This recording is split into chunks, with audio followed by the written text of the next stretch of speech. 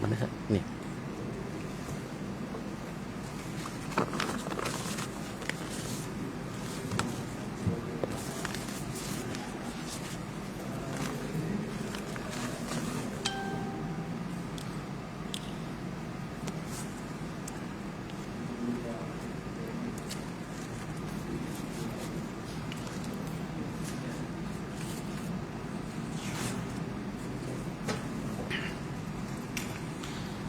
أعوذ بالله السميع العليم من الشيطان الرجيم بسم الله الرحمن الرحيم الحمد لله رب العالمين والصلاة والسلام على أشرف المرسلين سيدنا ومولانا محمد وعلى آله وصحبه أجمعين وبعد اللهم علمنا ما جهلنا وذكرنا ما نسينا وارزقنا كتابك آناء الليل وارزقنا تلاوة كتابك آناء الليل وأطراف النهار واجعله لنا حجة يا رب العالمين رب اشرح لي صدري ويسر لي أمري واحلل عقدة من لساني يفقه قولي رب يسر ولا تعسر يا عليم علمنا من علمك ما ترضى به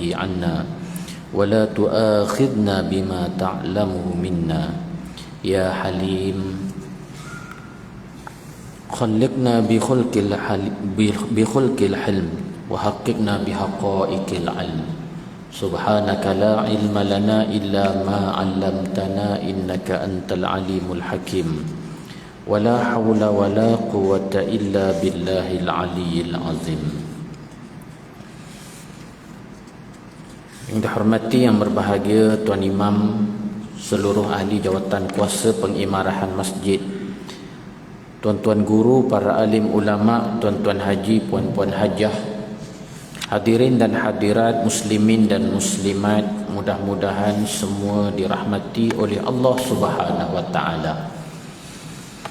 Kita merafakkan setinggi rasa syukur di atas kurniaan limpah hidayah dan nikmat daripada Allah Subhanahu wa taala kepada kita. Pada malam ini kita dipertemukan oleh Allah, dan saya merakamkan ribuan terima kasih kepada pihak masjid Kota Damansara ini, dan secara khususnya Tuan Haji Fazil yang telah menghubungi kami dan menghubungi saya untuk membuat pengisian pada malam ini. Saya kira ini kali pertama kot saya sampai ke sini. Saya tak perasan saya pernah sampai ke ataupun belum. Rasanya kali pertama kot saya di sini. Baik tuan-tuan sekalian, saya diminta untuk buat pengisian dan diminta juga untuk menyambung ataupun membuat kuliah secara bulanan. Harinya ialah hari Ahad, minggunya minggu yang ketiga. Saya difahamkan begitu. Dan saya tidak diberikan subjek ataupun perbincangan apa yang perlu untuk dibincangkan dalam kuliah maghrib kita ini. Walau bagaimanapun, saya lebih suka supaya setiap kuliah yang diadakan itu mesti ada silibusnya agar kita boleh menghayati secara bersama. Di samping perlu ada objektif yang perlu untuk kita capai.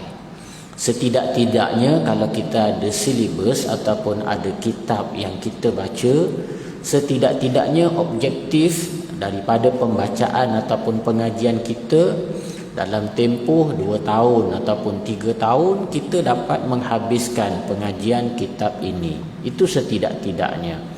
Selain daripada manfaat-manfaat ataupun perkara-perkara yang boleh kita ambil dan kongsikan bersama. Contoh, kalau satu orang guru, dia jadi guru ataupun dia jadi cikgu, dia ada subjek yang dia ajar, kemudian dalam siri setiap pengajian ataupun pengajaran yang diadakan itu mesti dia ada objektifnya.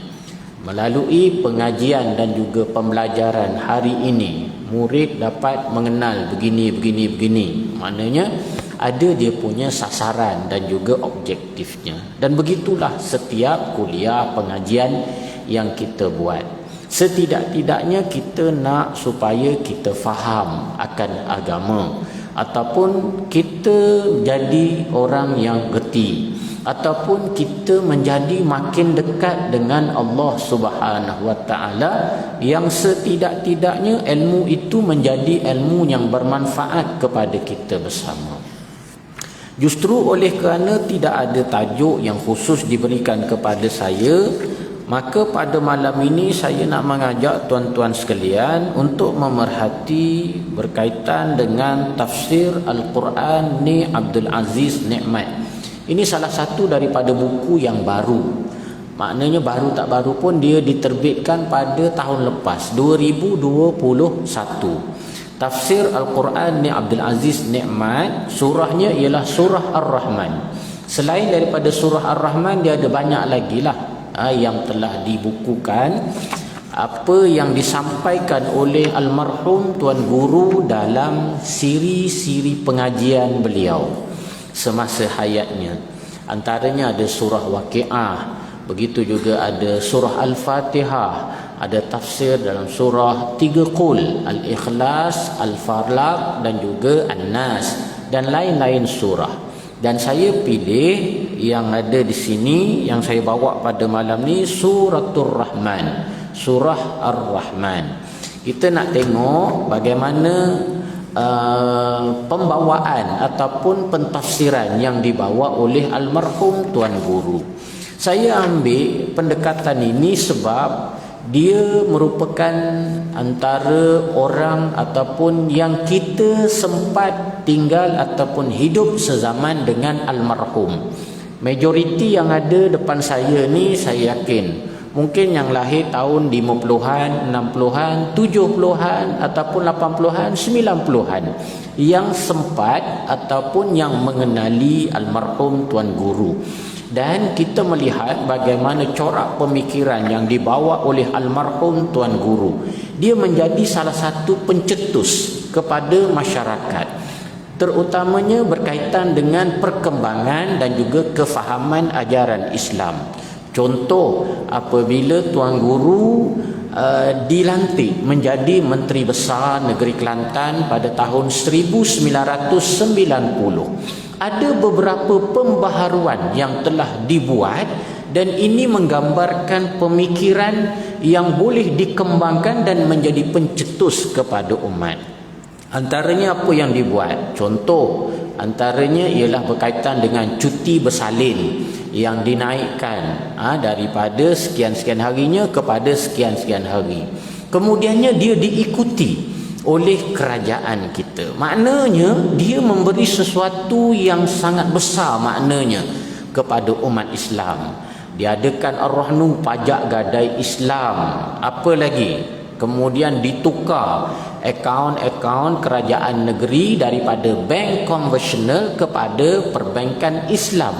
Ini juga menjadi pencetus bagaimana akhirnya bank-bank yang konvensional, bank-bank yang tidak mengikut garis panduan syarak ni, akhirnya mereka juga mengubah polisi mereka sehingga mereka juga menawarkan produk yang patuh syariah. Sebab apa? Sebab mereka nak tarik pelanggan-pelanggan. Justru ini adalah suatu idea yang dicetuskan oleh almarhum Tuan Guru. Sampai minta maaf cakaplah, nama bank tu bukan bank, nama bank bila sebut nama bank tu kita tergambar ini bukan bank Islam. Tetapi walaupun nama bank itu bukan nama Islam, akhirnya bank yang bukan nama Islam ini juga dia menawarkan produk yang ada patuh syariah. Sebab apa? Sebab ini adalah sesuatu ilmu yang telah dibangunkan ataupun yang telah dicetuskan oleh almarhum Tuan Guru. Contoh ya, saya minta maaf, saya sebut bank tu Hong Leong Bank. Sebut memang tak menggambarkan bank Islam, tetapi walaupun namanya macam tu, ada produk dia.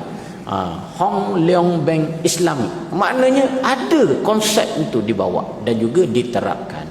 Macam-macam lagi lah. Contohnya berkaitan dengan cuti 2 hari seminggu Hari Jumaat adalah untuk hari ilmu, untuk mengaji. Hari Sabtu dijadikan cuti juga untuk hari bersama dengan keluarga, yang akhirnya semua ataupun seluruh kerajaan di negara kita, negeri-negeri yang lain pun ikut juga. Dulu seminggu cuti 1 hari, kemudian hari Sabtu tu separuh hari, half day kan, separuh hari. Yang akhirnya pakat ikut belaka. Seminggu cuma kerja 5 hari, Sabtu Ahad adalah hari untuk bersama dengan keluarga, di samping hari untuk pengajian. Banyak lagi lah tuan-tuan kalau kita nak sebut ataupun kalau kita nak bincangkan. Baik, dalam tafsir surah Ar-Rahman ini saya baca muqaddimah dia. Qala musannifur rahimahullah, telah berkata penyusun rahimahullah, dia ada sebut innal hamdulillah nahmaduhu wa nasta'inuhu wa nastaghfiruh, panjanglah ya, wa na'udzubillahi min syururi anfusina wa min sayyiati a'malina may yahdihillahu fala mudhillalah wa may yudlil fala hadiyalah wa ashhadu an la ilaha illallah wahdahu la syarikalah wa anna muhammadan abduhu wa rasuluh. Kemudian adalah muqaddimah dia ada sebut sikit, dan dia sebut surah Ar-Rahman seolah-olah kembar kepada surah Al-Waqi'ah. Kandungannya sangat unik, memandangkan terdapat sebanyak 31 kali pada ayat fabi ayyi ala'i rabbikuma tukazziban. Dalam surah Ar-Rahman ini Allah Ta'ala ulang-ulang ayat fabi ayyi ala'i rabbikuma tukazziban. Berapa kali? 31 kali Allah Ta'ala ulang. Allah Ta'ala sebut tentang nikmat kurniaan Allah, kemudian Allah Ta'ala soal. Allah Ta'ala tanya fabi ayyi ala'i rabbikuma tukazziban, maka yang mana satu lagi nikmat yang Tuhan kamu dah bagi pada kamu, kamu nak dustakan? Mu nak tipu apa lagi? Nikmat yang Allah dah bagi banyak pada kamu, wahai jin dan manusia, apa lagi yang kamu nak dustakan? Apa lagi yang kamu nak bohong? Jadi ini di antara surah yang unik, sehingga Allah Ta'ala ulang sebanyak 31 kali. Dan penyusun ini sebut almarhum Tuan Guru Ni Abdul Aziz Nikmat membuat huraian yang jelas, patah demi patah perkataan dalam ayat-ayat suratul Rahman, walaupun penat dengan tugas selepas pilihan raya 2008 ketika itu. Maknanya pentafsiran ini adalah diambil daripada apa yang telah disampaikan oleh almarhum Tuan Guru bermula daripada tahun 2008. Pentafsiran tu dibuat ataupun susunan daripada buku ini ialah berkaitan dengan kuliah Tuan Guru selepas tahun 2008. Surah Ar-Rahman memberi fokus perihal beriman kepada hari akhirat yang sering diberi penekanan oleh Tuan Guru supaya percaya dan beriman dengan sungguh-sungguh terhadap balasan Allah kepada manusia. Tuan Guru bagi penekanan sungguh-sungguh dan difokuskan berkaitan dengan iman dan percaya kepada hari akhirat, yang di hari akhirat itulah manusia akan dihitung, dinilai, dan itulah tempat kembali kita. Antara pesanan penting yang Tuan Guru nyatakan ialah tentang diri kita. Tuan Guru ada sebut hendaklah membolehkan Allah redha, maka sesuatu itu mesti kita tapis. Makanan yang kita makan juga mesti ditapis, bukannya daripada sekam sahaja, malahan ditapis daripada sebarang unsur halal dan haram. Apa yang nak masuk dalam mulut ni, yang kita nak makan ni, kena tapis. Bukan tapis daripada sekam je. Nasi itu kita makan, nasi itu mari dari beras, beras tu mari daripada padi. Sebelum dia jadi beras, padi itu akan dipecahkan dulu kulit dia. Kulit tu nama sekam tak? Kulit padi tu nama sekam. Ya, betul lah. Betul lah. Kulit padi lah kan. Sekam tu kulit padi itulah. Saya lahir di Sungai Besar, tuan-tuan. Sungai Besar, Selangor. Sabak Bernam, Selangor. Ayah saya orang Sungai Besar, mak saya orang Sekincan. Dua-dua Banjar. Dan saya sempat membesar di Sungai Besar. Kota Damansara ni memang tak ada lah padinya, sawah padi tak ada sini. Dah apa Ustaz kecek Kelantan. Saya lama mengaji di Terengganu. Lepas ngaji di Terengganu, saya ngaji di Mesir. Masa di Mesir, sewa rumah sekali dengan budak-budak Kelantan. Bila macam tu, mula-mula dengar dia orang cakap. Lepas dengar, lepas tu ajuk. Lepas ajuk, lepas ke kita jadi lekat.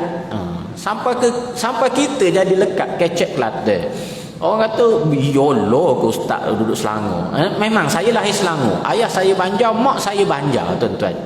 Orang Kelantan ni dia cakap dia ada seni. Lepas tu sound effect dia banyak. Jadi kita dengar tu galik. Kita dengar tu galik. Jadi seronok dengar. Ayah saya dah pindah ke Pahang. Walaupun asalnya Selangor tapi pindah ke Pahang. Orang Pahang dia cakap ringkas saja. Orang Pahang dia cakap ringkas je. Tambah-tambah belah Kuala Lipis, belah Raut tu. Awak duduk mana? Awak duduk mana? Duduk Lepih. Duduk Lepih, orang duduk Kuala Lipis lah. Mana cakap ringkas je style orang Pahang. Kalau orang Terengganu pula, dia cakap dia pun seronok juga dengar. Dia ada bahasa-bahasa yang saya jadi seronok. Kecek dengar kawan-kawan cakap Terengganu jadi seronok. Contohnya dia ada ayat-ayat ataupun perkataan-perkataan yang berulang tu menunjukkan taukid. Contoh itan legam kan.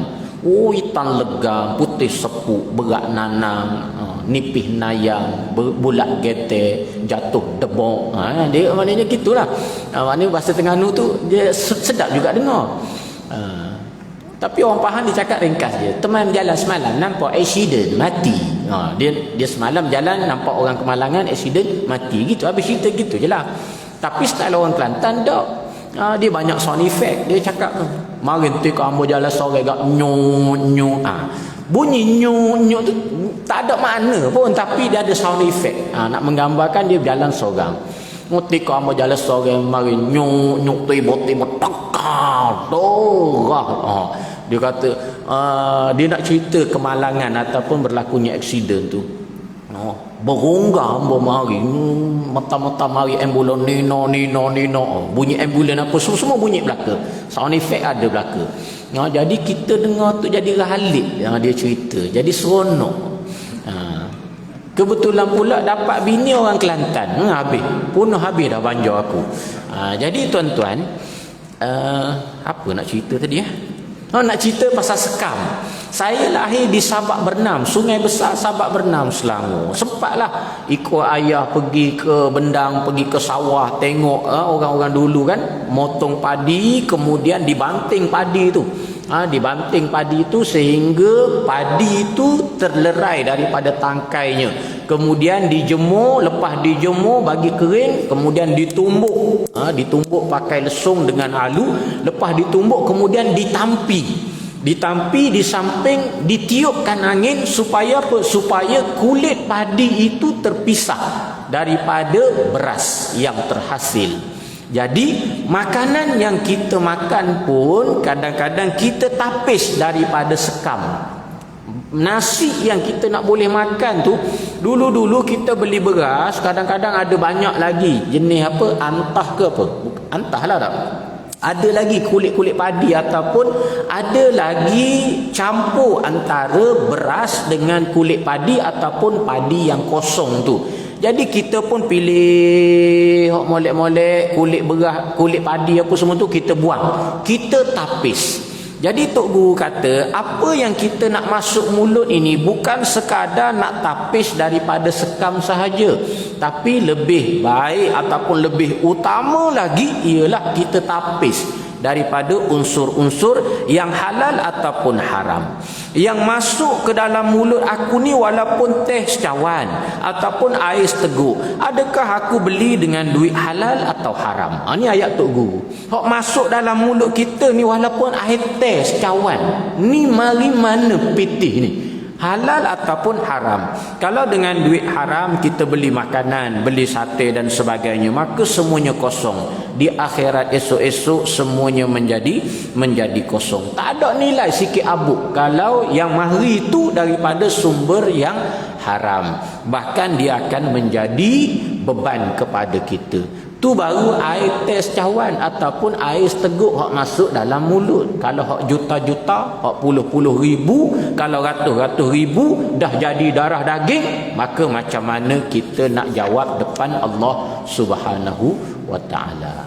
Baik tuan-tuan sekalian, pengarang ataupun penyusun kitab ini juga dia menyebut bahawa mereka menyusun teks, menyusun audio kuliah yang telah disampaikan oleh almarhum Tuan Guru.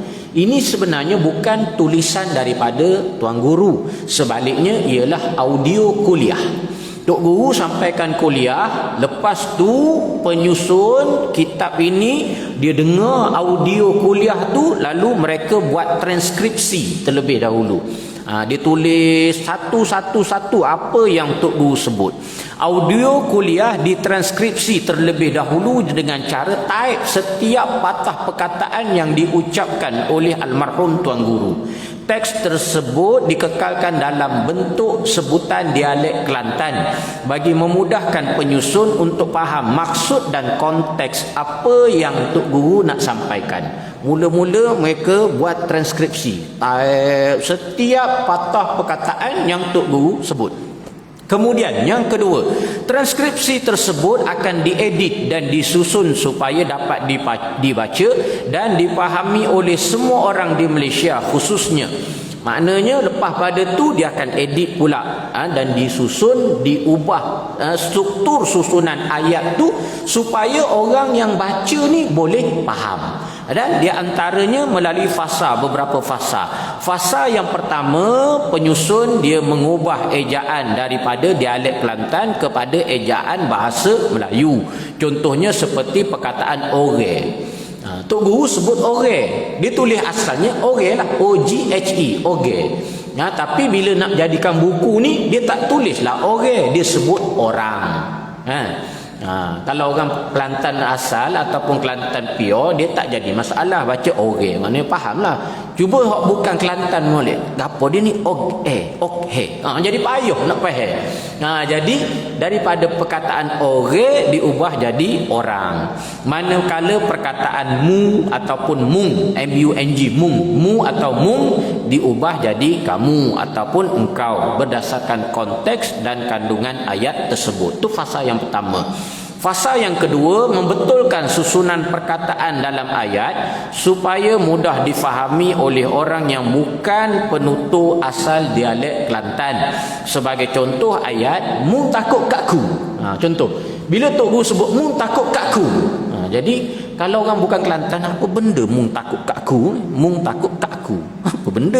Jadi kita tak faham, orang tak faham. Jadi susunan ayat tu diubah. Ubah menjadi kamu takut kepada aku. Itu ayat dia. Macam orang Terengganu lah. Orang Terengganu dia ada bahasa dia yang jadi terbalik. Contoh, daun makan kambing. Daun makan kambing. Mana ada daun makan kambing tuan-tuan? Orang nak kota Damansara, daun makan kambing. Apa benda? Mana ada daun makan kambing? Tapi orang Terengganu dia cakap, dia bahasa dia ada macam sabdu sikit. Habis licin, daun makan kambing. Maknanya habis licin, daun dimakan oleh kambing. Ayat pada perkataan makan tu macam ada sabdu. Habis licin. Habis licin tu maknanya habis semualah. Daun makan kambing, daun dimakan oleh kambing. Kalau kita susun ayat satu-satu betul direct tu, daun makan kambing. Apa benda daun makan kambing? Jadi kita tak faham. Justru susunan-susunan ayat ini diubah ikut kefahaman bagi semua pembaca. Yang ketiga, fasa yang ketiga, mengenal pasti dalil-dalil seperti nas-nas yang ada dalam ayat Al-Quran, misal contoh hadis ataupun kalam ulama ataupun syair Arab yang dijejak sumber rujukannya. Memandangkan Tok Guru kadang-kadang Tok Guru cuma sebut tapi tidak dinyatakan sumbernya. Sama ada surah mana, ayat mana, Tok Guru cuma baca dan sebut. Justru penyusun dia akan tengok balik, Tok Guru sebut ni ayat sekian-sekian-sekian, jadi diambil dan juga dimasukkan ayat yang disebut oleh Tok Guru, kemudian dibuatkan terjemahannya dan diambil. Contohnya surah sekian-sekian-sekian, ayat berapa, hadis mana, hadis ini dan sebagainya, ya. Kemudian begitu juga dengan lafaz-lafaz hadis. Kadang-kadang ada Tok Guru menyebut lafaz matan hadis. Sama ada Tok Guru sebut matan asal secara penuh ataupun potongan, ataupun Tuan Guru hanya sebut terjemahan ataupun mafhumnya sahaja, maka penyusun dia akan letakkan matan dan juga terjemahan hadis yang lengkap. Kadang-kadang Tok Guru dia cuma petik je, matan hadis tu singkat ataupun pendek je yang Tok Guru petik, tapi penyusun dia akan letakkan matan yang penuh, rujukannya mana, kemudian terjemahan standardnya macam mana. Kemudian fasa yang keempat, penyusun dia akan membetulkan laras bahasa ayat supaya tidak terlalu pekat dialek Kelantannya, supaya orang-orang yang luar pada Kelantan pun boleh faham dengan apa yang Tok Guru nak sampaikan berdasarkan lenggok bahasa Tuan Guru. Dan penyusun juga dia ada sebut terdapat perkataan-perkataan dalam dialek Kelantan yang dikekalkan. Ada perkataan-perkataan yang dalam dialek Kelantan turut dikekalkan, bagi kemudian diletakkan juga maksud bagi setiap perkataan tersebut. Setiap perkataan bagi maksud itu akan dicondongkan. Contohnya bila Tok Guru sebut loloni, loloni itu dikekalkan perkataan loloni, kemudian ada terjemahan dia ataupun ada penghuraiannya bermaksud sekarang ini. YOLO, YOLO tu dikekalkan juga YOLO, tapi dalam kurungan betul. YOLO kamu, kan? Orang kata YOLO kamu. YOLO tu maknanya betul ke? Benarkah ataupun betulkah? Kemudian ada juga terdapat daripada perkataan-perkataan yang disebut oleh almarhum Tuan Guru yang memang sedia ada dalam Kamus Dewan Bahasa dan Pustaka, dalam Kamus DBP. Seperti perkataan geger, pitih, reti, repih dan lain-lain. Benda ni memang dah ada dalam kamus. Kan, repih tahu tak repih? Tak tahu ke? Repih ni macam ranting kayu kita pun patahkan tu. Repih lah. Apa dok repih? Repih ni mana patahkan lah. Repih. Pitih kita pun faham lah. Pitih tu duit. Jadi benda ayat-ayat ni geger, benda ni dah memang sedia ada dalam Kamus Dewan Bahasa dan Pustaka.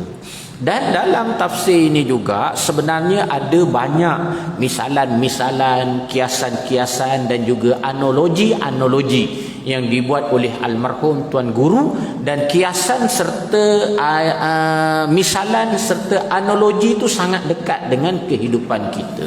Tok Guru bawa mari kiasan-kiasan tu yang memang sangat dekat dengan kita. Baik tuan-tuan hadirin hadirat sekalian, kita pun dah nak habis masa ni. Saya baca mukaddimah je lah dulu ya.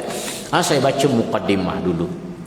Dalam mukaddimah tafsir surah Ar-Rahman ini, Tok Guru ada sebut, para hadirin sekalian, hari ini kita masuk surah baru, namanya surah Ar-Rahman. Kita sudah tamat surah yang kita baca sebelum ini, iaitu surah Al-Waqi'ah. Dan sebelum kita masuk surah baru, kita sela dulu, kita semak dulu dan tengok balik sebahagian daripada ayat-ayat terakhir surah Al-Waqi'ah yang kita baca sebelum ini. Pada ayat-ayat akhir surah Al-Waqi'ah, Allah Ta'ala mencuit dan menggeletik fikiran kita supaya kita melengung sekejap, supaya kita memikir sekejap. Antara permasalahan yang disebut oleh Allah Ta'ala dalam suratul Waqi'ah ialah afara'aitum ma tumnun, afara'aitum ma tahruthun, afara'aitumul ma'a allazi tashrabun, afara'aitumun nara allati turun. Jadi sebelum membaca penghuraian dalam tafsir surah Ar-Rahman ini,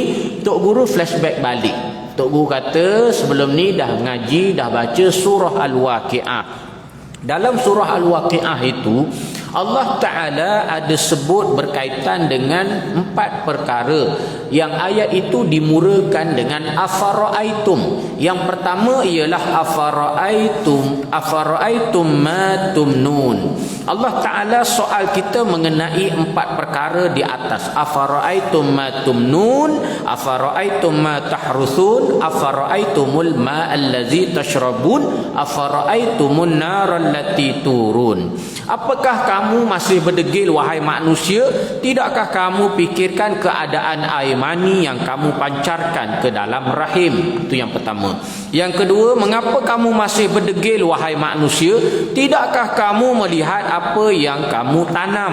Itu yang kedua. Yang ketiga, Allah Ta'ala tanya lagi, selain daripada itu, tidakkah kamu melihat air yang kamu minum?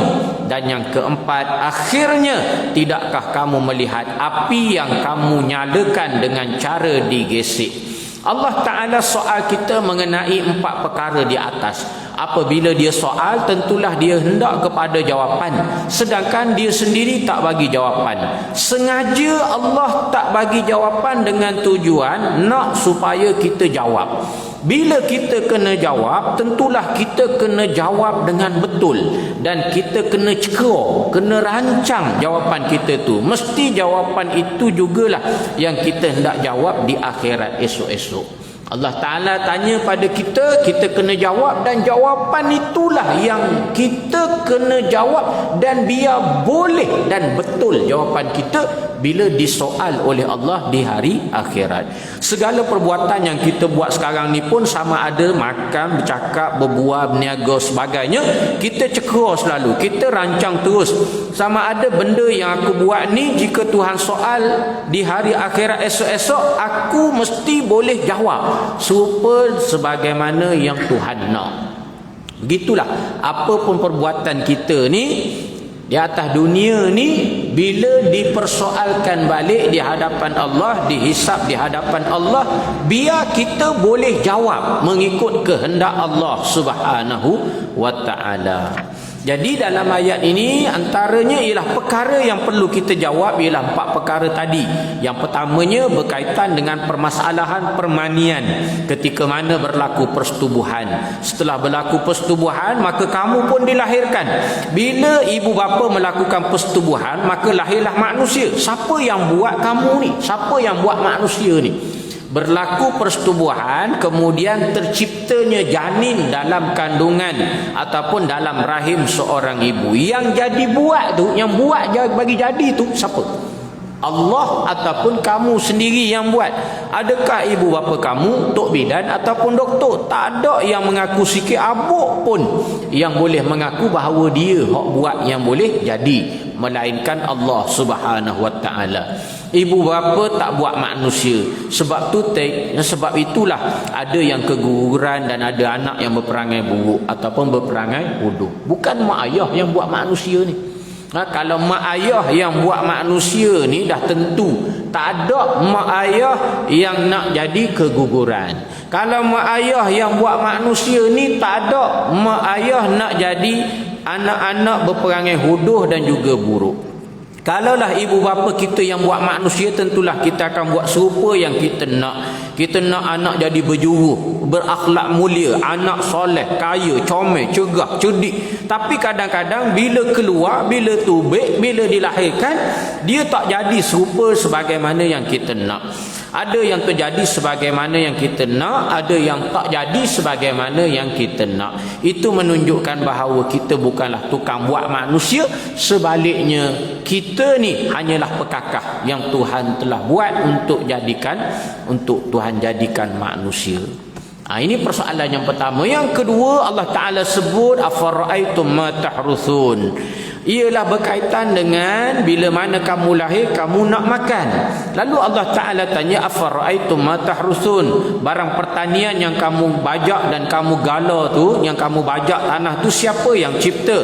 Yang boleh jadi tumbuh benih tu siapa yang tumbuh? Makanan yang kamu makan tu, tanaman yang kamu tanam tu, yang nak bagi jadi tumbuh tu, adakah kamu sendiri yang tumbuhkan ataupun Allah yang tumbuhkan? Mu buat ke Allah Ta'ala buat? Jadi bila macam tu, kita tak boleh nak jawab, melainkan kita menyerah dan mengaku bahawa yang bagi jadi tumbuh ni adalah Allah Subhanahu wa Ta'ala. Kamu hanya menabur benih padi, jagung dan sebagainya. Adakah kamu yang mengheret, yang tarik keluar daun daripada benih padi, ataupun mengheret akar keluar daripada butir padi? Tak, manusia tak buat macam tu. Tapi yang buat itu, yang cipta itu adalah Allah Subhanahu wa taala. Yang ketiga, begitu juga persoalan yang Allah Ta'ala sebut dengan air yang kita minum. Bila kita makan, kita nak minum. Allah Ta'ala tanya, afara'aitumul ma'alladzi tashrabun, apakah kamu tidak melihat air yang kamu minum itu? Aantum anzaltumuhu minal muzni am nahnul munzilun, dalam surah Al-Waqiah ayat seterusnya. Adakah kamu yang bagi turun air itu, ataupun Allah yang turunkan air itu? Tuan-tuan, air yang kita minum ni mari mana? Mari duana. Tok guru ayat dia, mari duana. Mari mana air yang kita minum ni? Adakah kamu yang cipta? Tak. Adakah kerajaan yang cipta? Tak. Adakah syarikat yang cipta? Tak. Habis bila semua tak cipta, yang cipta siapa? Allah. Allah yang cipta. Siapa yang cipta kalau tidak selain daripada Allah? Jadi kalau kita tengok tuan-tuan, tengok air mari daripada bukit yang tinggi. Banyaklah kita pergi kat tempat-tempat tinggi, air terjun dan sebagainya. Kalau saya tadi lalu daripada rumah, kemudian naik ke heli, kemudian masuk ke Lebuh Raya Lebuh Raya Utara Selatan. Daripada Lebuh Raya Utara Selatan, kalau kita straight sampai Perak tu, sampai ke Tapah tu, satu ketika dulu waktu saya bertugas di Perak, selalu saya berulang-alik daripada Perak sampai Putrajaya, Perak, Ipoh, apa semua ni, sampai di Tapah tu kita boleh nampak satu pemandangan air yang terjun dari tempat yang tinggi, Latar Kinjang di Tapah. Dari Lebuh Raya tu kita boleh tengok air mari daripada bukit yang tinggi tu. Kalau musim hujan lagi kita tengok derasnya air mari daripada tempat yang tinggi. Kalau kita naik susul daripada Jalan Pahang tu, naik ke atas tu pula, kita akan jumpa air terjun Latar Iskandar. Kalau dari Lebuh Raya tu kita nampak air terjun Latar Kinjang. Dekat Selangor ni pun banyaklah air, Sungai Congkak ada, Sungai Tekali, Sungai Gabai, yang semua air ni mari daripada bukit hok tinggi. Air hok mari daripada bukit tinggi ni mari mana? Soalnya, air hok mari yang terjun daripada bukit yang tinggi ni mari mana? Sedangkan bukit tu tinggi, duduk atas, kemudian air tak putus-putus. Mu buat air ke siapa yang buat air? Siapa yang jadikan bahawa air itu sentiasa mengalir? Tuan-tuan tak rasa pelik ke? Tak. Air kan kita kalau gali tanah, gali masuk dalam tanah, baru tubik air, baru nampak air dah. Tapi air ni mari daripada tempat hak tinggi, mari daripada atas bukit. Jadi air yang turun ni, adakah mu cipta, mu buat, ataupun Allah Subhanahu wa ta'ala? Ini persoalan yang menggambarkan tentang kebesaran dan keagungan Allah Subhanahu wa ta'ala. Tak putus pula tu tuan-tuan, tak putus air. Negara kita buat empangan kenering, empangan apa lagi, yang buat empangan untuk hidroelektrik dan sebagainya. Empangan tu terhasil, ataupun hidroelektrik tu terhasil bila mana dibuat empangan, kemudian air yang tinggi tu, dan terhasillah tasik. Tasik Banding, terhasillah tasik apa lagi, Tasik Kenyir dan sebagainya. Semua itu adalah terhasil daripada air, yang air itu mari daripada atas bukit. Berapa banyak air.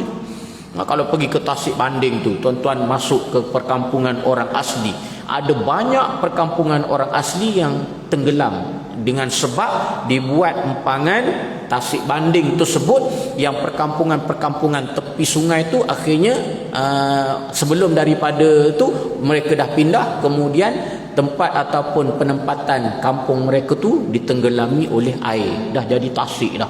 Berapa banyak air yang ada di situ, sentiasa ada dan sentiasa mengalir. Panjang lagi lah tuan-tuan. Dan akhir sekali Allah Ta'ala sebut, afara'aitumun nar allati turun. Cuba perhatikan pula api, yang satu benda penting dalam hidup manusia ialah api. Di samping kita perlukan air untuk makan, api juga kita perlukan untuk panaskan badan dan memasak. Bagi yang hendak membuat pisau parang, kita nakkan api itu supaya bakar besi. Dengan dibakar besi itu membolehkan terhasilnya sadat ataupun terhasilnya sabit, sodok, nyentolak kereta kebal, kereta api dan sebagainya. Dan manusia gunakan api. Api ni mari mana? Api yang digesek tu, dia datang tu mari daripada mana? Adakah manusia yang cipta? Tak. Siapa yang cipta api? Allah Subhanahu wa taala. Dan akhir Allah Ta'ala sebut, Allah Ta'ala buat ni untuk apa? Nahnu ja'alnaha tazkirah. Kami buat ini adalah sebagai peringatan kepada kamu. Aku buat api ni supaya kamu beringat ketika hidup atas dunia ni. Jika api tu kecil, mu boleh buatnya saing, boleh buat kawan. Tapi kalau api besar serupa api neraka, kamu hendak buat lagu mana? Api kecil ni mu boleh buat saing, boleh buat kawan, bubuh dalam poket kecef, maknanya goris untuk isap rokok, gesek mancis tu untuk isap rokok, kamu boleh guna untuk nanak nasi. Tapi bila api tu besar sehingga membakar sebuah rumah, kampung dan negeri, mu nak buat lagu mana? Api neraka bukannya kecil tapi besar. Bila api itu dah besar, dah bakar rumah ataupun satu kampung terbakar, manusia nak lari mana? Itu di atas dunia. Dan satu hari nanti di hari akhirat, api neraka tu lagi besar. Bila atas dunia ni pun kita nampak api, kita lari. Bila api tu besar, di hari akhirat esok-esok kita nak lari mana? Jadi semua ni Allah Ta'ala sebut apa? Nahnu ja'alnaha tazkirah. Aku buat api ini selain daripada kamu boleh memasak dan sebagainya, aku jadikan juga ianya sebagai peringatan kepada kamu. Di akhirat nanti ada api yang sangat besar yang namanya ialah api neraka Jahannam. Yaslaunaha wa bi'sal qarar. Iaitulah neraka Jahannam ini, orang akan dimasukkan ke dalamnya. Jika tidak mendengar kata, aku akan sumbakmu ke dalam api neraka. Tuan-tuan, inilah di antara muqaddimah yang dimulakan oleh almarhum Tuan Guru dalam pentafsiran Suratul Rahman ini. Allah Ta'ala disebut berkaitan dengan 4 afara'aitum. Bahkan 4 afara'aitum ini jugalah kalau kita ngaji dalam kitab Syama'il Al-Muhammadiyah.